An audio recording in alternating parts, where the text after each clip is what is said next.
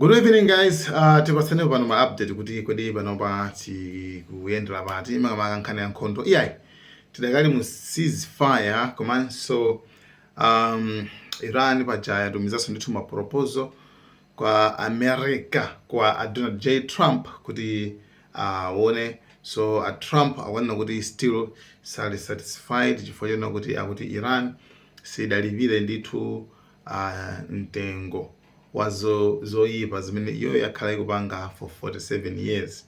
Panyana yankhula kale kuti mukazaona asilikali opanda miyendo nde kuti ndi Iran. Nde kuti ndi Iran imeneyo. Yeah, so akumapanga linki ndi akumapanga linki ndi tena kuti Al-Qaeda chanchani magolosa chazifambacha akumaipanga linki kuti ndi Iran.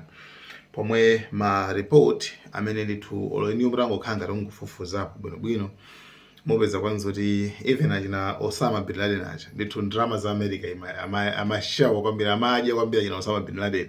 Yes, amadya amene achawo chifukwa chonena kuti America itapanga create magulu amene achawo ku Afghanistan, ku Pakistan. America imapereka ndalama Pakistan kulipasa gulu la ku Pakistan gulu jendereni magawa ku Afghanistan. So mugulu limene lolo achina Osama bin Laden ndithu anali mkatimu. Osama bin Laden worked for the Central Intelligence Agency in Afghanistan. He helped us fight the Russians when they were in Afghanistan. Okay. He was a CIA operative. CIA. So yeah, ndi magulu amapangidwa fund kwambiri. Iwo kweni kwena amafuna apangidwe alimbane kwambiri ndi Soviet Union. Tinakambako nthani yake zokuza ndi Soviet Union. Inali ngati Russian Empire. Nule maiko angapo mene muja. So iwo amafuna maka Americans iwo amafuna kuthana ndi Soviet Union. The jihadists everywhere. Exactly. And by the way, we made Al-Qaeda. I think everyone understands this. We made Osama bin Laden. We made this, the overthrow in Syria where they're saying, oh my God, it's HTS. So anyway, anapanga zimene anapangazo.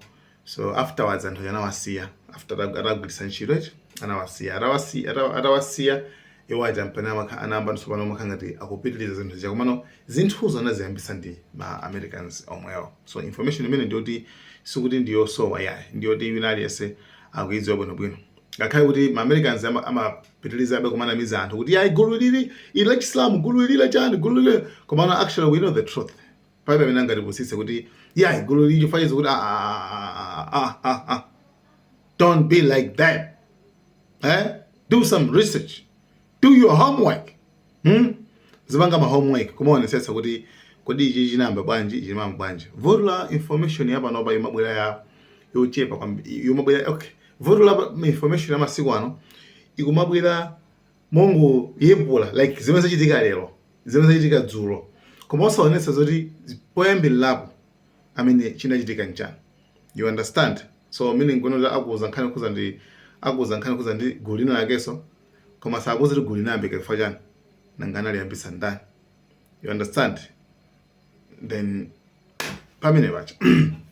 So information ndiyofuna kwambiri.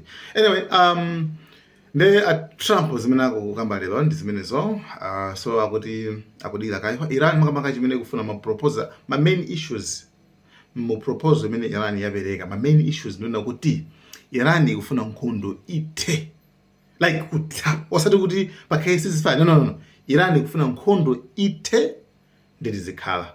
So Trump sakufuna kuti nkhondo ithe pokhapokha zina zake zitachitika. Trump poyambirira amaruza kuti awina nkhondo iyi. Epic fury.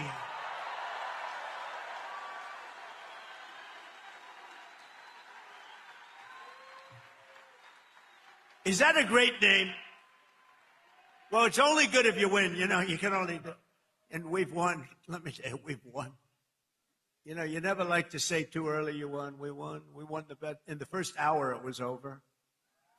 So Iran ikona kuti okay fine. Nkhondo ithe. Trump akuti hayi So munthu wina ngale afuna sochani. A Trump akupanga befilo kuona kuti nkhondo ikathira pano. Definitely aliyesazi ngoti America never been habangapo. Come on, that's the truth. That's the fact of the matter. Ndichilungamo cheni chankhani abangapo chani palibe. Chimene abanga Trump China news ya dzulo. Mwina simuna mve kwambiri. Pali airlines pali ndege zina za company ya ndege ina yake machilo kuti Spirit Airlines ndege zimenezi. Company ya ndege zimenezi ndio chipirapo imathandiza ma Americans kwambiri. Kwa America inali ndi okay, imafunika chithandizo. Okay, inagwira bankruptcy pang'ono, okay?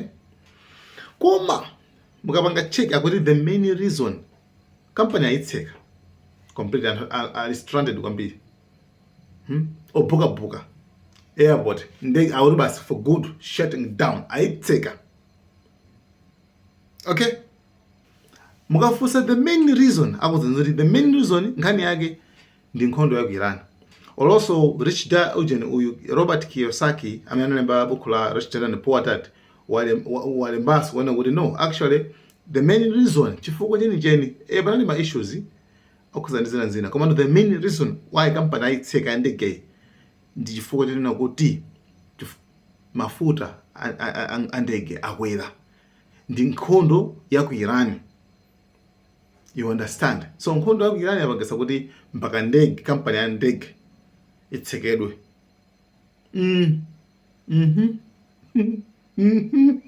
Atseka for good.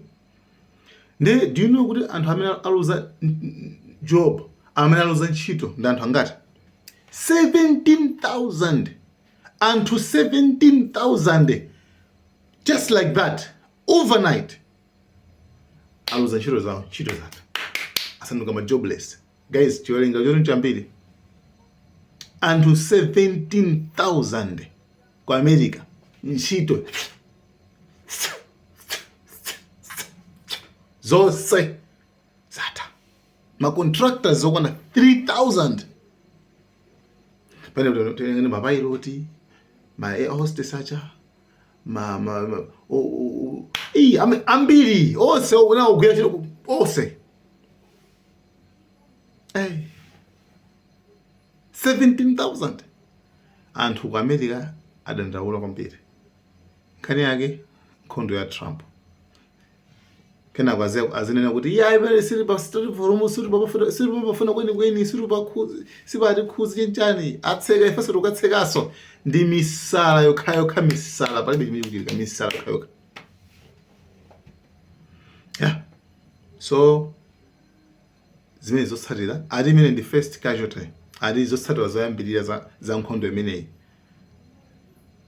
Ali zinamba kuoneka agent America and Israel irango panga strike dziko la Iran. Zinamba kuoneka time.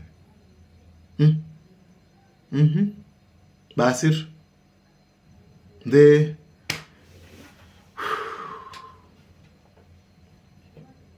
Trump saying nkhondo Iran ifuna nkhondo ite iwo sakufuna be akudzimva kuti bali bino labanga tizingosekedwa ndi anthu akudziwa kuti pali bino labanga. Yes, atibula anthu, yes, atela polisa koma nkhani ndi yomwe ija palibe chanzeru chimene chapangidwa. So munkhani zina ku Morocco kumakhala annually kumakhala madrill amakapanga asilikali amakapanga training ndi machito kuti African Lion. I don't know why ikhala African Lion. Ma Americans ndi asilikali ku Morocco.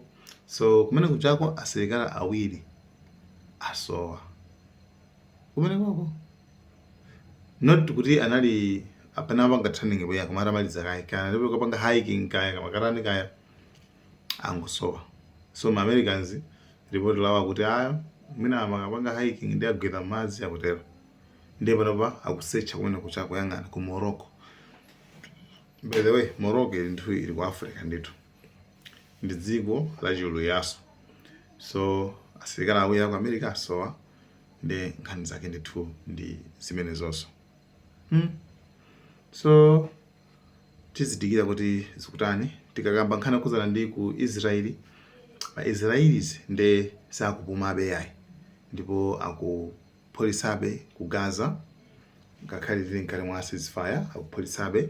Number 2 ku Lebanoniso akupholisabe and pali maboti ena amachita boat flotilla, maboti ena kuti anthu ochokera kosiyanasiyana mayiko osiyanasiyana Germany kuti amasonkhana ndi amatenga chithandizo.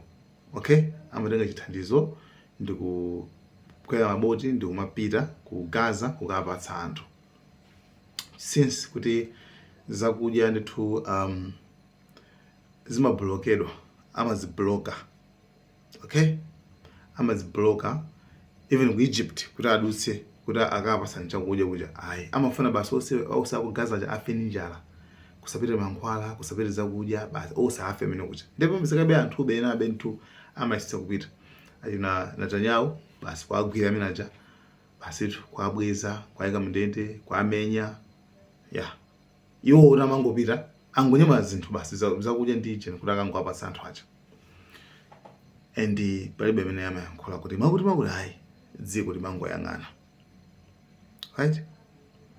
Dziko limangoyang'ana. And tafika pamene popo. So guys, thank you so much. Malawi Cameras.